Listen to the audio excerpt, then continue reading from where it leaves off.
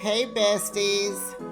Let's throw some shade, honey. You ready to get into it?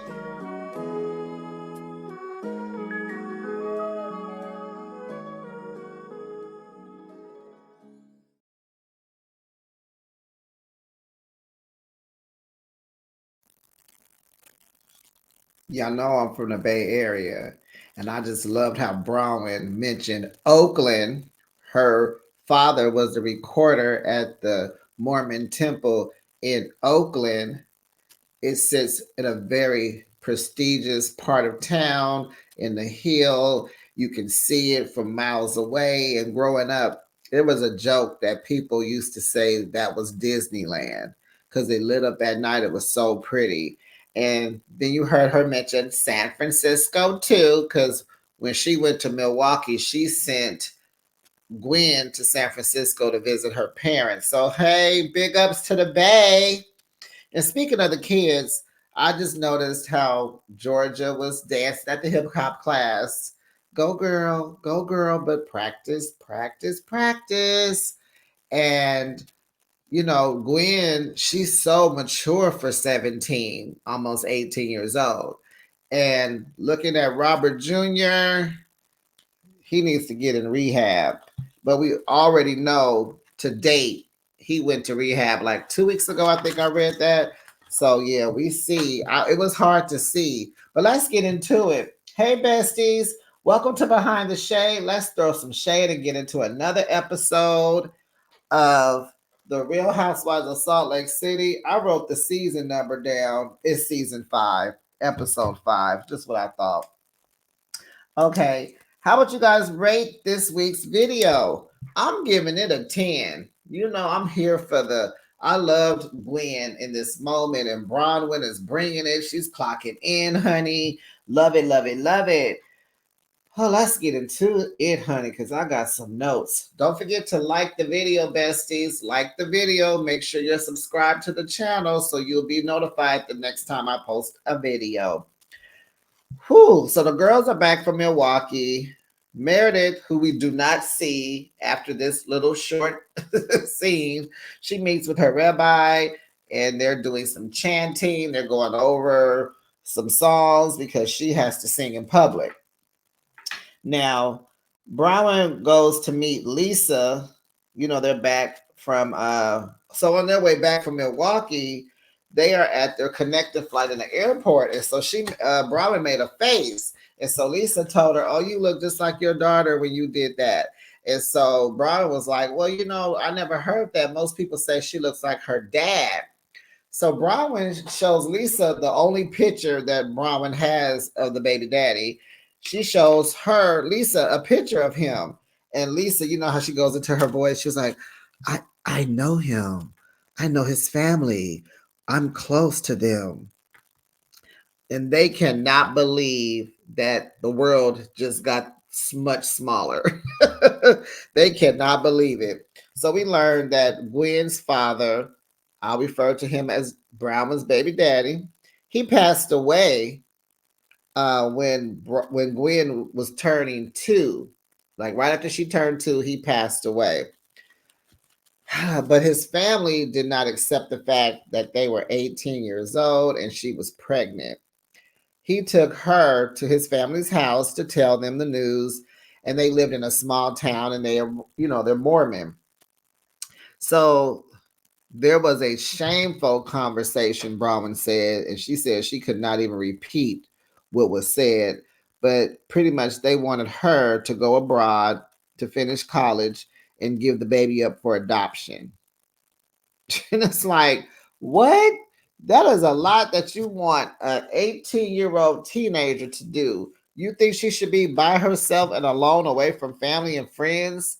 And you want her to actually go to school somewhere else, find health care, have a baby, and go through the paperwork with attorneys to to get the child adopted? Like, wow, that's a lot.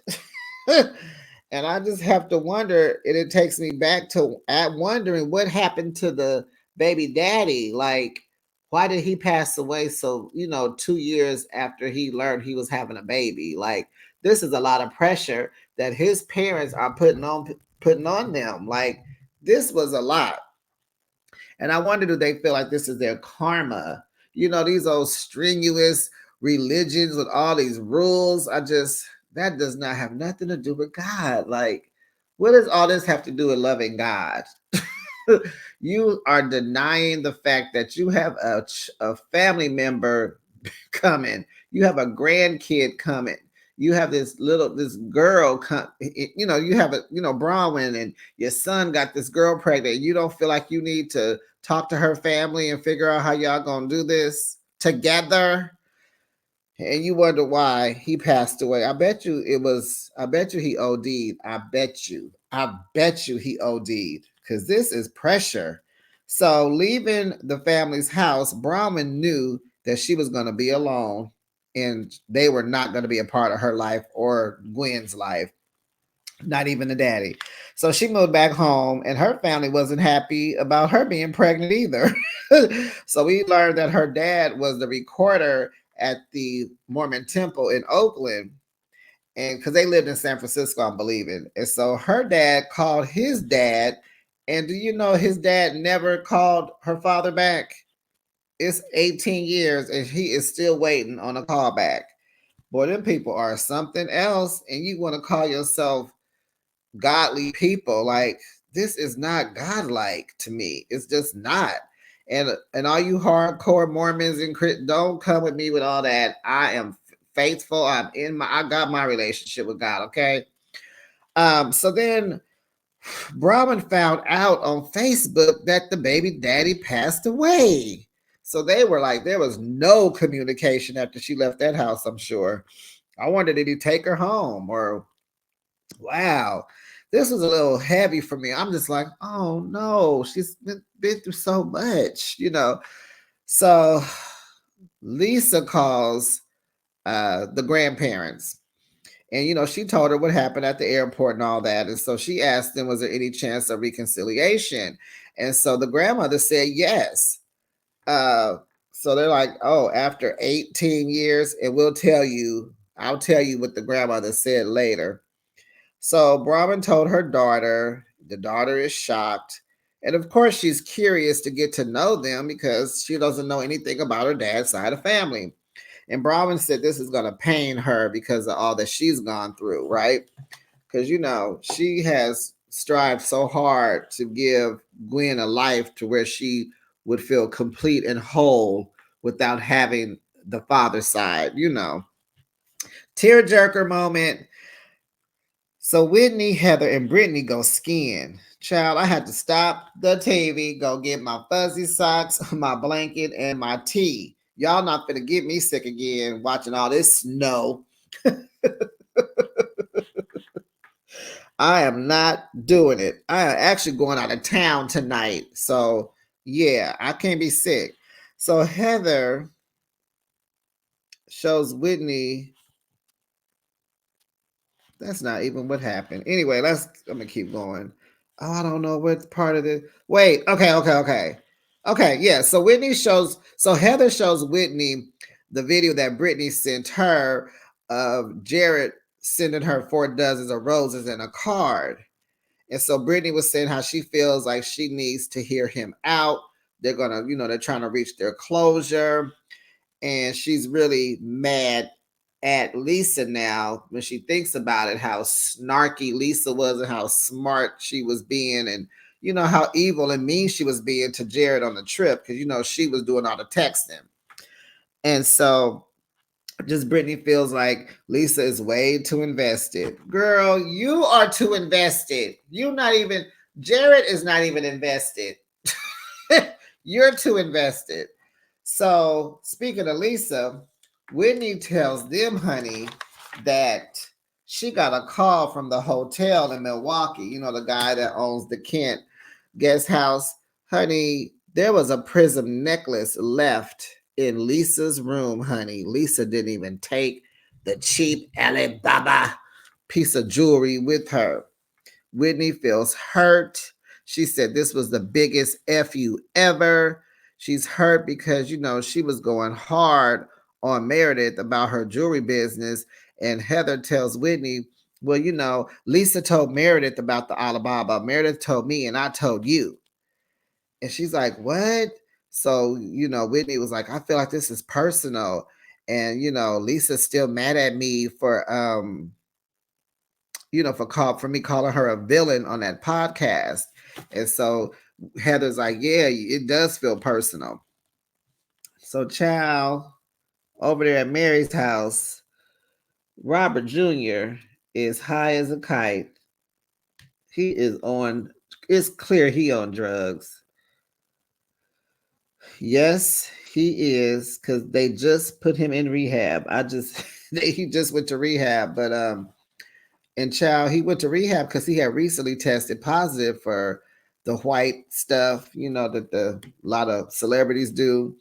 I don't even know if I could say the names of the substances, but it was 3 different substances. I'm gonna leave that alone. He tested positive for all that. So, and I read that he also had got a DUI back in March of 2022. And so it really seems like, Mary is his enabler. She is going right. She is his enabler. That's all I'm going to say. So he's asking her for money, and she's asking him, has he eaten? Child, he laying on that banister. He getting ready to fall out. His eyes are rolling all over the place. He can't even he can't even stand up. And so he kind of like, so she's like, did you eat? He was like, no. And so she was like, he asked, for money. And she was like, what do you need money for? And so he was, just for food.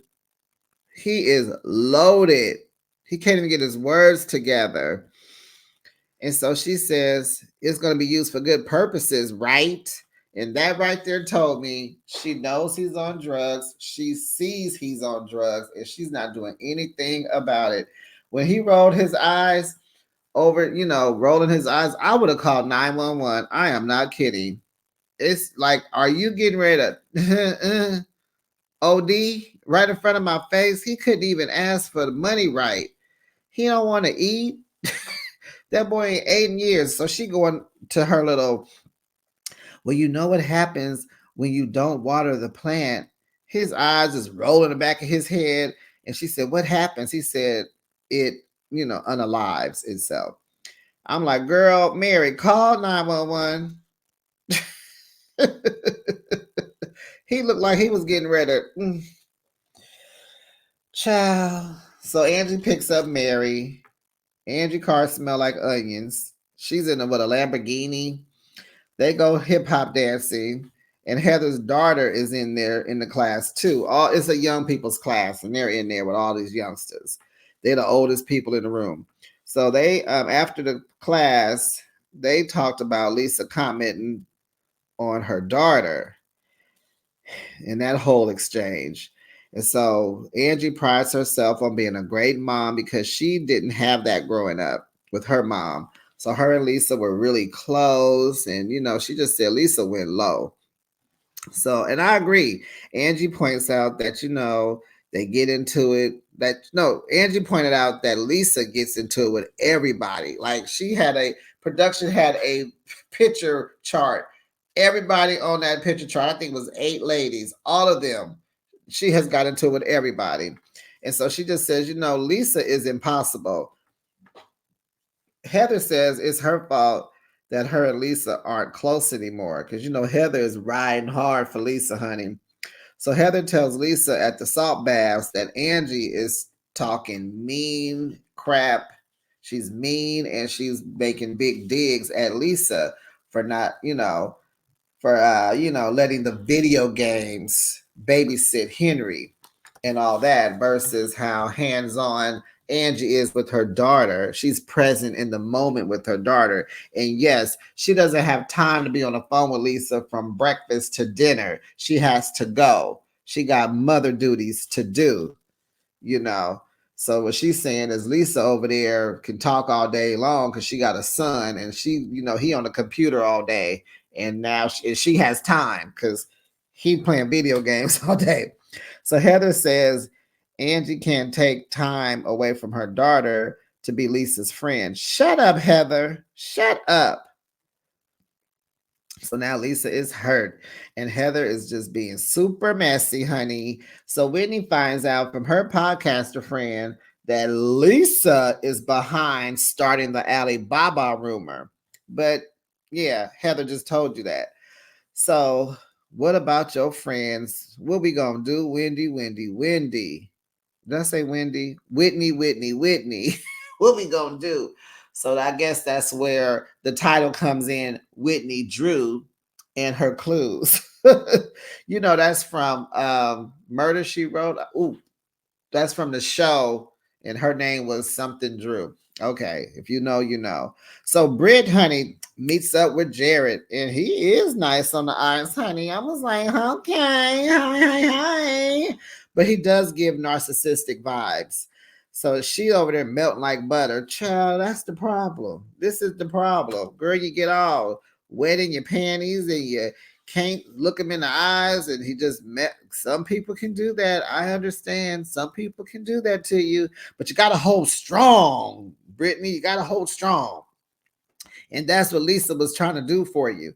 So his issue with her is just how she was acting in Milwaukee. He was like, I thought we were cool when you left, and then you just rah rah rah rah rah rah the whole weekend. Then I discovered it was Lisa. She reading my text messages, and when we text, what do you say, when you are in a relationship, like your text should be private, and she was being mean to him, and so first, Jen. What's the girl's name? Brittany. First, Brittany thought Lisa was looking out for her, but now she doesn't feel that way anymore. So she tells him, well, you're supposed to be my best friend, but you won't, she tells us he's supposed to be her best friend, aka boyfriend, but he will not get off the dating sites.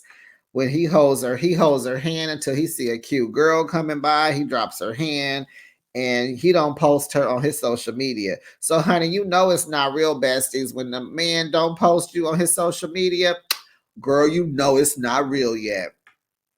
So she was asking him, like, can you make me feel safe? Can you stop all this confusion?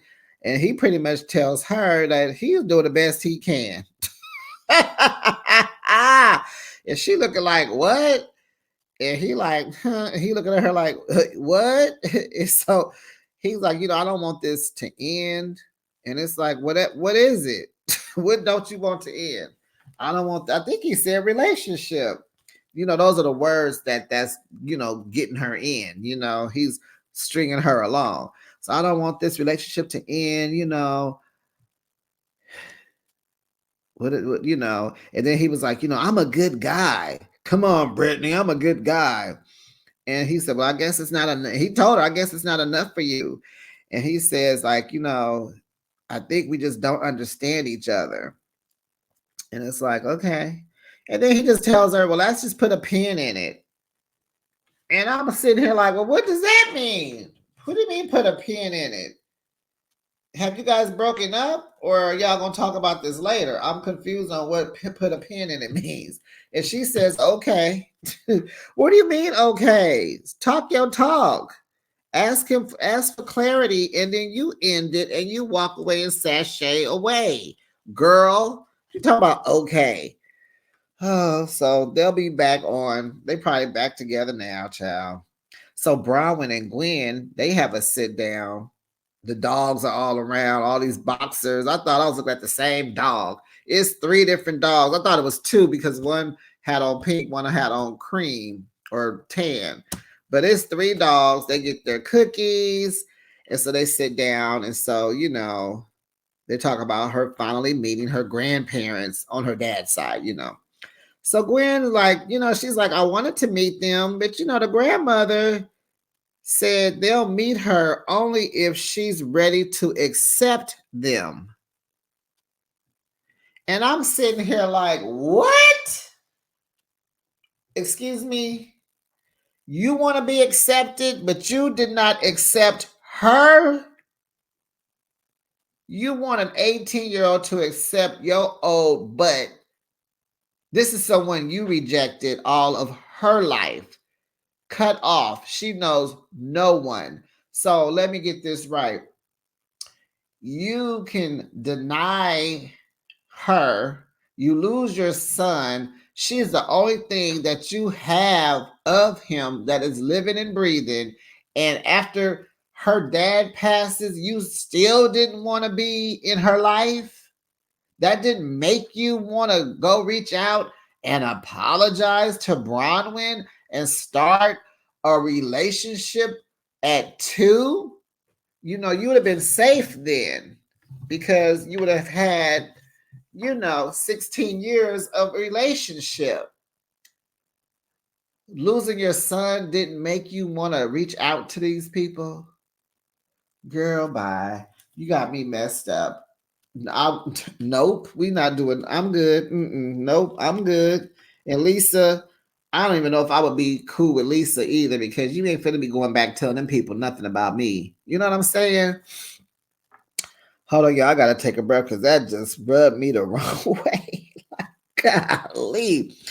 Okay, I'm gonna get it together. So maybe I should have some water, child. Besties, are y'all drinking water? Get your water in, honey. I can't believe that woman. So Gwen says she feels like they should be more loving. I'm with you, Gwen. I'm with you, Gwen. That's it. That's all that needs to be said, Gwen. They need to be more loving. That is it. They should be more loving. That is it. And you know what? I think that should be the title of this episode. They should be more loving and want to meet her, right? So she feels they have made it clear how they feel because, I love this. This is why this episode gets a 10. She said, Gwen said they woke up for 18 years and chose not to meet her. Honey. I was like, talk your talk, Gwen. That's it. Honey, the episode could have ended right then and there. I was like 10. That was it. Team Gwen over here. So Gwen, of course, there's two sides to this, right? You are on the fence, right? So the other side is she wants to pick up the pieces, no, put them. She wants to put the pieces of her dad together so she'll know where she comes from. She desires and craves to want to know something about this man that made her. Because all Bronwyn has is this one picture of her dad, and she's only seen the picture 3 times. No, 4 times. She's only seen this one picture 4 times in her whole life. So she's conflicted. And let me tell you something. If it's not a yes, it should be a no. Okay? If it's not a yes, it's a no. Conflict, no. Confusion, no. Wondering, no. Kind of, sort of, maybe, no. Well, if they, no. Well, it would be, no. If it's not a yes, it's a no. Okay? Whew. But I was like, take your time, baby, because they seem like, it just seems like you will regret even meeting them. You know what I'm saying? Like you go through all this back and forth and back with yourself. You conflicted. You decide to go ahead and, okay, let me be a bigger person. Okay. You like your curiosity gets the best of you. So you're like, okay, let me go see what's up. And you go over there, you regret ever stepping foot in that house. So, and then you gotta fix that. Now you got that issue to deal with. Now you mad at yourself. Now you disappointed. Now you, woo, child. And let me just say this: people make life so difficult. Why does people make life so difficult? Like, lady, how dare you tell somebody, oh, I'll meet them if they able to accept me? You need to be apologizing through, I guess you talk to Lisa. You need to be apologizing through Lisa. Tell him I'm sorry that I just did that. I would like to meet him. Please accept me. I mean, maybe if she would have put the apology ahead of it, then it would have sounded more like you're asking for forgiveness instead of setting your boundaries. Girl, bye. Honey, you might, and I'm gonna tell you this, Gwen and Browman, it's been 18, almost 18 years. Keep going. Sometimes going back, looking for family, trying to just keep going. Just keep going.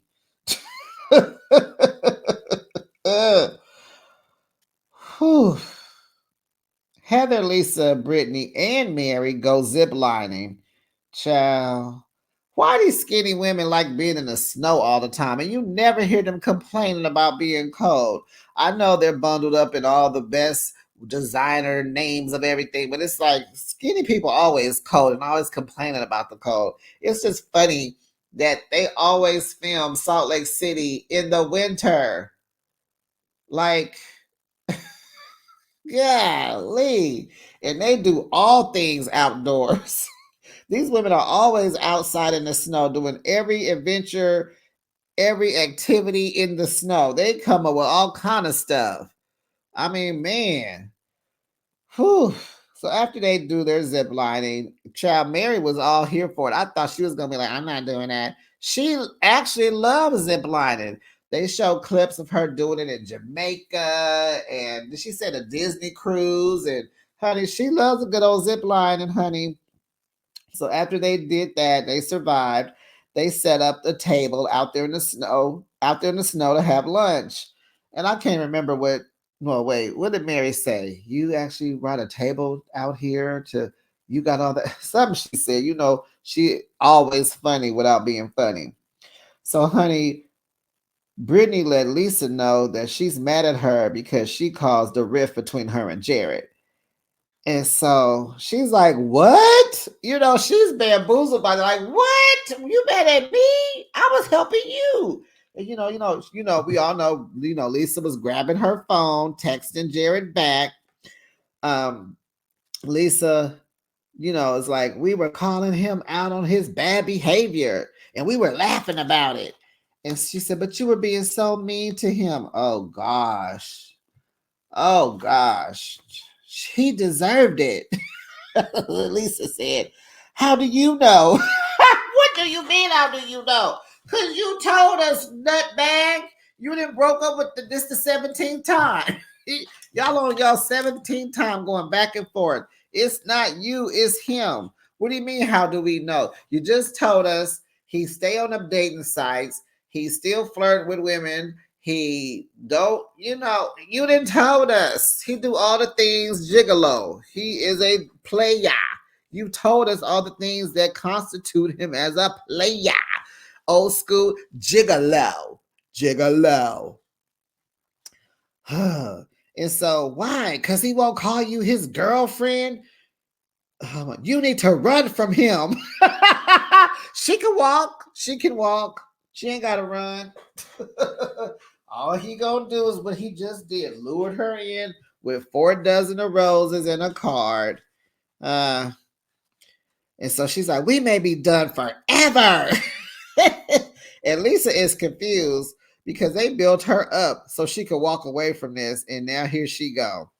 So Brittany likes that on and off stuff. We are aware of that. We knew it already, but it has been confirmed. She's not ready. So Mary, Heather, and Lisa was like, leave them out of the group chat. And I was like, me too. I don't want to know, but he is cute. So I do kind of want to see him again because he is cute. He is cute. Was he cute? Y'all besties. Tell me the truth. Was Jared cute?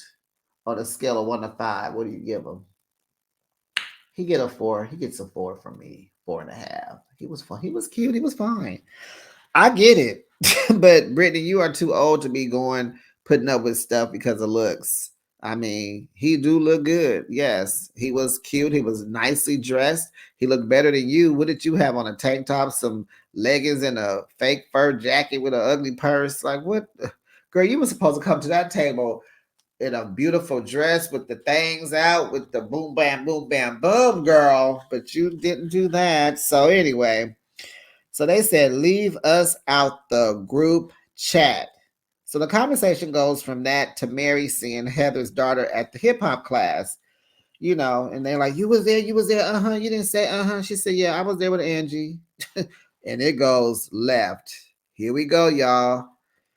Mary and Lisa have a back and forth and back again about why they haven't talked. She's not a good friend. She says I'm a bad mom. Mary is like, why didn't you contact her? Why didn't you contact her? Then Mary got in Heather's tail, honey, and she needed to, honey. I was like, Mary, clock in, girl, clock in. Now, wait a minute, pause. The way you got in Heather's tail, Mary, you need to go home and get in Robert Jr.'s tail, honey, because he getting ready to fall off that banister and be done with the world. Okay? Save your son, honey. So she gets in Heather's tail because she says she's in the middle of this, and you say things and you hide your hands. You're on Lisa's side. This doesn't happen. Mary says, "Yeah, but you've been friends with Angie. You've been knowing her since high school. You ain't giving her no grace." Heather defends Lisa. Mary tells her she leads a trail of lies. A trail of lies. Now this could have been a title for the show. A trail of lies. She said, it was the black eye, being on Ozempic, this body positivity thing. Child, she came for Heather. Heather is like, I'm not trying to do that. I just want to live my life. I get criticized for losing weight, for not losing weight, and I just don't want to get criticized for what I look like. I just want to live. And I'm just like, big lie, Heather. Big lie. That's what she said. And I thought that could be the title too. Big lie, Heather. Big lie. And it was goodbye. It's goodbye, Heather. It's goodbye from there. You have been called out. Finally, yes, Mary. Do it, do it, do it. You inbred.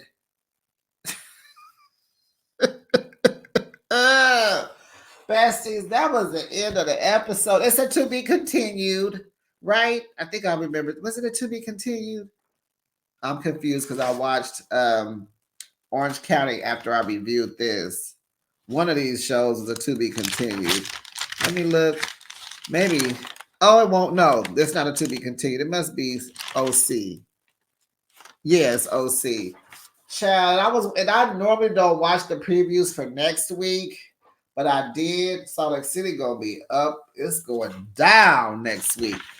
Y'all, let me know your comments. Put your comments down in the comment section, honey. This episode was good. Let me know what you feel about Gwen and her grandparents. Let me know how you feel about the grandparents, honey. And let me know what you think about Brittany and Jared. And you got to let me know, how do you rate Jared's looks on a scale of 1 to 5, with 5 being fine? 4.5 for me. Okay, besties, that is it. I will see you in the next video. Bye, besties.